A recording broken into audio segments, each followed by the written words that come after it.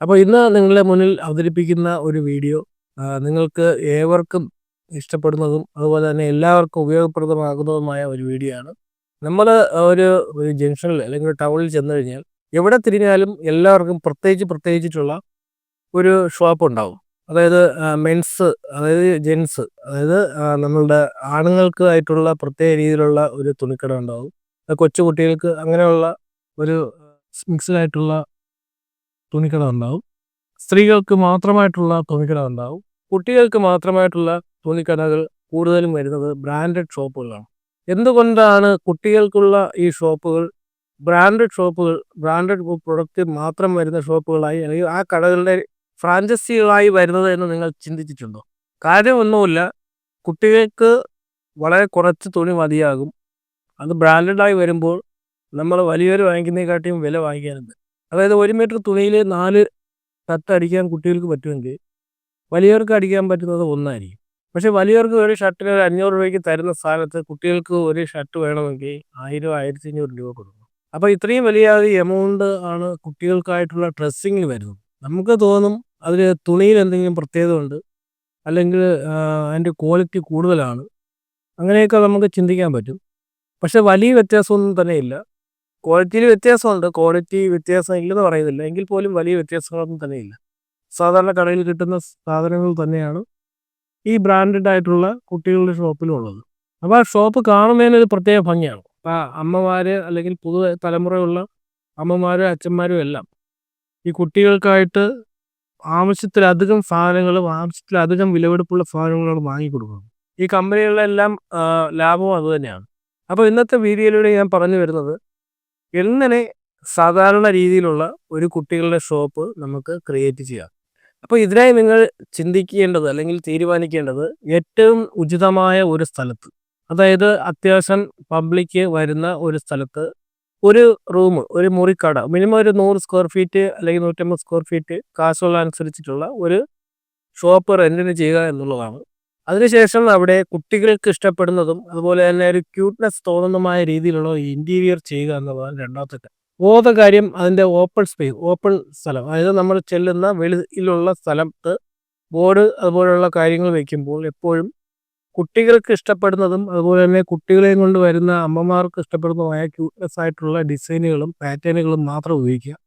കടുത്ത കളർ ഉപയോഗിക്കാതിരിക്കുക, പ്രത്യേകം ശ്രദ്ധിക്കുക. അങ്ങനെയുള്ള ഒരു ഷോപ്പ് ആദ്യം സെറ്റ് ചെയ്തെടുക്കുമ്പോൾ നമുക്ക് അത്യാവശ്യം ഒരു മുതൽ മുടക്കുണ്ട്. ഈ ഒരു രീതിയിലൊക്കെ സെറ്റ് ചെയ്തെടുക്കുമ്പോൾ അത്യാവശ്യം മുതൽ മുടക്കുണ്ട്.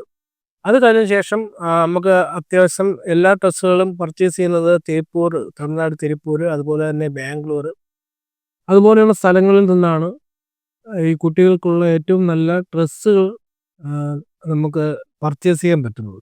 അപ്പോൾ കുറച്ചുകൂടെ യാത്ര ചെയ്യാൻ സൗകര്യപ്രദമായ ആൾക്കാരുണ്ടെങ്കിൽ നമുക്ക് സൂറത്ത് പോലുള്ള സ്ഥലങ്ങളിലോട്ടൊക്കെ പോകാൻ പറ്റും. അതല്ലെങ്കിൽ മാക്സിമം ബാംഗ്ലൂർ വരെയെങ്കിലും പോയി നിങ്ങൾ ഏറ്റവും നല്ല തുണിത്തരങ്ങൾ പർച്ചേസ് ചെയ്യുക.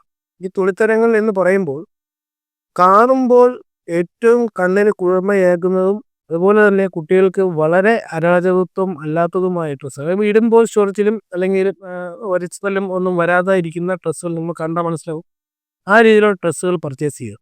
പർച്ചേസിങ്ങിനുള്ള ചാർജ് എന്ന് പറയുന്നത് വളരെ കുറവായിരിക്കും. കാരണം ഒരു 1000 രൂപയ്ക്ക് മാർക്കറ്റിൽ കിട്ടുന്ന ഒരു കുട്ടികളുടെ ഡ്രസ്സിന് അത്യാവശ്യം ഒരു 250 രൂപ താഴെ മാത്രമേ വില വരൂ, ഉറപ്പാണ്. അപ്പോൾ ആ ഒരു സംവിധാനത്തിലൂടെ വന്നു കഴിഞ്ഞാൽ നമുക്ക് അത്യാവശ്യം നല്ല ലാഭം നേടിത്തരുന്ന ഒരു ബിസിനസ്സാണ് കുട്ടികളുടെ കട, അതായത് കുട്ടികളുടെ ഡ്രസ്സ് വിൽക്കുന്ന ഒരു ഷോപ്പ്. ഈ ഷോപ്പിലൂടെ നമുക്ക് കുട്ടികളുടെ ഡ്രസ്സ് മാത്രമല്ല അവരുടെ ടോയ്സ് ഐറ്റംസ്, അതുപോലെ തന്നെ മറ്റ് ഐറ്റംസ്, അതായത് കോസ്മെറ്റിക് ഐറ്റംസ്, ഇങ്ങനെയുള്ള ഒരുപാട് സാധനങ്ങൾ ആ കടയിലൂടെ വിൽക്കാൻ പറ്റും. അത്യാവശ്യം ഒരുപാട് കടകളില്ലാത്ത ഒരു മേഖലയാണ്, അതായത് ഒരുപാട് സ്റ്റോറുകൾ ഇല്ലാത്തൊരു മേഖലയാണ് ഈ കുട്ടികളുടെ ബേബി സ്റ്റോറുകൾ. അപ്പോൾ ഈ ബേബി സ്റ്റോറുകൾ എങ്ങനെയാണ് തുടങ്ങുന്നത് എന്നുള്ളതിനെ പറ്റിയുള്ള ഒരു കൃത്യമായ ഒരു വിവരണം നിങ്ങൾക്ക് ഇപ്പോൾ ഞാൻ പറഞ്ഞു തന്നിട്ടുണ്ട്. 3 കാര്യങ്ങളാണ് ശ്രദ്ധിക്കേണ്ടത്. ഒന്ന്, ഷോപ്പ് എപ്പോഴും ഒരു കുട്ടിയുടെ മനസ്സ് എങ്ങനെയാണോ ആ രീതിയിലായിരിക്കണം പ്ലാൻ ചെയ്യേണ്ടത്. രണ്ടാമത്തെ കാര്യം, ഈ ഷോപ്പിൽ ഒരിക്കലും നിങ്ങൾ ഡാർക്ക് കളേഴ്സുകൾ അങ്ങനെയുള്ള സംവിധാനങ്ങളൊന്നും കൊടുക്കരുത്. ഏറ്റവും ലൈറ്റായിട്ടുള്ള കളേഴ്സും അതുപോലെ തന്നെ നല്ല ക്യൂട്ട്നെസ് ആയിട്ടുമുള്ള ഡിസൈൻ പാറ്റേണും ആയിരിക്കണം ചെയ്യേണ്ടത്.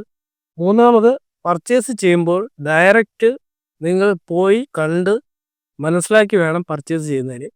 ഇപ്പോൾ കുട്ടികളുടെ ഷോപ്പായതുകൊണ്ട് തന്നെ നമുക്ക് ഒരുപാട് ഡ്രസ്സുകൾ വാരിക്കൂട്ടി ഇടേണ്ടതില്ല. നമുക്ക് അത്യാവശ്യം ഒരു മാസം പ്രായമുള്ളത് തൊട്ട് ഒരു 5 വയസ്സ് വരെയുള്ള കുട്ടികൾക്ക് ഇടാൻ പറ്റുന്ന ഡ്രസ്സുകൾ മാത്രം കരുതിയാൽ മതിയാകും. അതുപോലെ തന്നെ ടോയ്സ് കാണാൻ നല്ല ഇമ്പമുള്ളതും എന്നാൽ ഓവറായിട്ട് റേറ്റ് ഇല്ലാത്തതുമായിട്ടുള്ള ടോയ്സ് നിങ്ങൾ സെലക്ട് ചെയ്യാൻ ശ്രമിക്കുക. അപ്പോൾ അതുപോലെ തന്നെ കോസ്മെറ്റിക്സ് സെലക്ട് ചെയ്യുമ്പോൾ ലോക്കൽ കോസ്മെറ്റിക്സ് ഒരു കാരണവശാലും സെലക്ട് ചെയ്യരുത്. കുട്ടികൾക്ക് അലർജിയൊക്കെ ഉണ്ടാവാൻ ചാൻസ് ഉണ്ട്. എപ്പോഴും കമ്പനി കോസ്മെറ്റിക്സ് തന്നെ നിങ്ങൾ ചൂസ് ചെയ്യണം. ഏറ്റവും നല്ല കമ്പനികളുടെ കോസ്മെറ്റിക്സ് തന്നെ സെലക്ട് ചെയ്യുക. അത് ലാഭം കുറവായിരിക്കും, പക്ഷേ നമ്മൾ കുട്ടികളുടെ ബേബി ഷോപ്പ് തുടങ്ങുമ്പോൾ ഇതെല്ലാം അതിനകത്ത് ഉൾപ്പെടുത്തണം. ഈ ഉൾപ്പെടുത്തുന്നതിനോടൊപ്പം നമുക്ക് കുട്ടികളുടെ, അതായത് കൊച്ചു കുട്ടികളുടെ അമ്മമാർക്ക് ആവശ്യമുള്ള കുറച്ച് സാധനം കൂടി അതിൽ ഉൾപ്പെടുത്താവുന്നതാണ്. കോസ്മെറ്റിക്സ്, സോപ്പ് അതുപോലുള്ള കുറച്ച് സാധനം കൂടി അതിൽ ഉൾപ്പെടുത്താവുന്നതാണ്. അപ്പോൾ നിങ്ങൾ ഈ സാധനങ്ങൾ പർച്ചേസ് ചെയ്യുന്നതിനായിട്ട് ബാംഗ്ലൂർ, അതുപോലെ തന്നെയുള്ള സൂറത്ത്, അതുപോലെയുള്ള മെയിൻ തുണിത്തരങ്ങൾ ലഭിക്കുന്ന, ഹോൾസെയിലായിട്ട് മെയിൻ തുണിത്തരങ്ങൾ ലഭിക്കുന്ന സ്ഥലങ്ങളിൽ തന്നെ പർച്ചേസ് ചെയ്യാൻ ശ്രമിക്കുക. അല്ലാതെ ഇപ്പോൾ കേരളത്തിൽ ഉള്ള ആൾക്കാരാണെങ്കിൽ കൂടുതൽ എറണാകുളത്തോട്ടൊക്കെ ഓടിയാണ് സാധനങ്ങൾ പർച്ചേസ് ചെയ്യുക. അങ്ങനെ പർച്ചേസ് ചെയ്യുമ്പോൾ നിങ്ങൾക്ക് അതിനുള്ളൊരു ലാഭം കിട്ടത്തില്ല. കാരണം കൂടുതൽ പേരും ബ്രോഡ്വേയിലും അതുപോലെ തന്നെ കൊല്ലം ചിന്നക്കടയിലൊക്കെയാണ് പോയി കുട്ടികളിലേക്ക് ഡ്രസ്സുകൾ പർച്ചേസ് ചെയ്യുന്നത്. അങ്ങനെ പോയി കഴിഞ്ഞാൽ നിങ്ങൾക്ക് ഉദ്ദേശിക്കുന്ന ലാഭം കിട്ടത്തില്ല. അത്യാവശ്യം ഒരു 1-2 യാത്രകൾ കൃത്യമായി ഈ ഒരു ബിസിനസ് ചെയ്യുന്നതിന് മുമ്പ് നടത്തുക. ഒന്നാമതായിട്ട് പോകേണ്ടത് ബാംഗ്ലൂർ തുണിത്തരങ്ങൾ ഉള്ള സൈഡിൽ പോയിട്ട് നിങ്ങൾ അത്യാവശ്യം കാര്യങ്ങൾ മനസ്സിലാക്കുകയും പർച്ചേസ് ചെയ്യുകയും ചെയ്യുക. അതുപോലെ തന്നെ സൂറത്ത് എന്ന് പറയുന്ന സ്ഥലത്ത് പോകാൻ കഴിയുന്നവർ കൃത്യമായിട്ട് അവിടെ പോവുക. അവിടെ തുണിത്തരങ്ങളുടെ വിലയും കാര്യങ്ങളും എല്ലാം നിങ്ങൾക്ക് നേരിട്ട് കണ്ട് മനസ്സിലാക്കാം. അതുപോലെ തന്നെ മറ്റൊരു സ്ഥലമാണ് തമിഴ്നാട് തിരുപ്പൂർ. കുട്ടികളുടെ ഈ ബനിയൻ ഐറ്റംസ്, ക്ലോത്തുകൾ ഇന്ത്യയിൽ തന്നെ ഏറ്റവും കൂടുതൽ ഉൽപ്പാദിപ്പിക്കുന്നത് വിപണനം ചെയ്യുന്നതും തിരുപ്പൂരാണ്. അപ്പോൾ അവിടെ വളരെ ഈസി ആയിട്ട് കേരളത്തിലുള്ളവർക്ക് പോകാൻ പറ്റും. അത് പോയി കണ്ട് അത്യാവശ്യം ക്വാളിറ്റിയുള്ള ഡ്രസ്സുകൾ മാത്രം നിങ്ങൾ സെലക്ട് ചെയ്യാൻ മതിയാകും. ക്വാളിറ്റി കുറഞ്ഞ തുണിത്തരങ്ങൾ ഒരു കാരണവശാലും എടുക്കേണ്ടതില്ല. കാരണം കുട്ടികളുടെ ഡ്രസ്സിൽ നമുക്ക് അത്യാവശ്യം ഒരു 50% വരെ ലാഭം കൃത്യമായും കിട്ടുന്ന ഒരു ബിസിനസ് മേഖലയാണ് ബേബി സ്റ്റോറുകൾ. അപ്പോൾ ഈ ഒരു ബേബി സ്റ്റോർ കൺസെപ്റ്റ് എല്ലാവർക്കും ഇഷ്ടമായി എന്ന് വിശ്വസിക്കുന്നു. സംവിധാനങ്ങൾ ചെയ്യാൻ താല്പര്യമുള്ളവർ, അല്ലെങ്കിൽ ബേബി സ്റ്റോർ ചെയ്യാൻ താല്പര്യമുള്ളവർ വീഡിയോകൾ കണ്ടതിന് ശേഷം അതിനെപ്പറ്റി നല്ലോണം ആലോചിക്കുകയും കൃത്യമായ ഒരു പ്ലേസ് നിങ്ങളുടെ സ്ഥലത്ത് എടുക്കുകയും ചെയ്തതിന് ശേഷം മാത്രം ബേബി സ്റ്റോറുകൾ ചെയ്യുക. ബേബി സ്റ്റോറുകൾ ചെയ്യുമ്പോൾ സാധാരണ ഒരു മെൻസ് വെയർ ചെയ്യുന്ന ലാഘവത്തോടുകൂടി ഒരിക്കലും ചെയ്യരുത്. അത്യാവശ്യം നല്ല ക്വാളിറ്റിയിൽ തന്നെ ചെയ്യാൻ ശ്രമിക്കുക. അല്ലെങ്കിൽ കുട്ടികളുടെ അമ്മമാർ അല്ലെങ്കിൽ അച്ഛന്മാർ, പുതിയ തലമുറയിലുള്ള ആൾക്കാരാരും നിങ്ങളുടെ കടയിൽ വരത്തില്ല.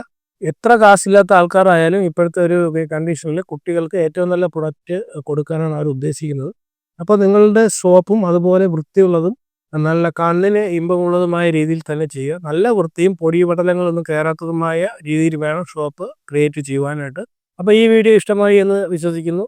മറ്റൊരു വീഡിയോയുമായി കാണുന്നതുവരെ ഏവർക്കും നന്ദി, നമസ്കാരം.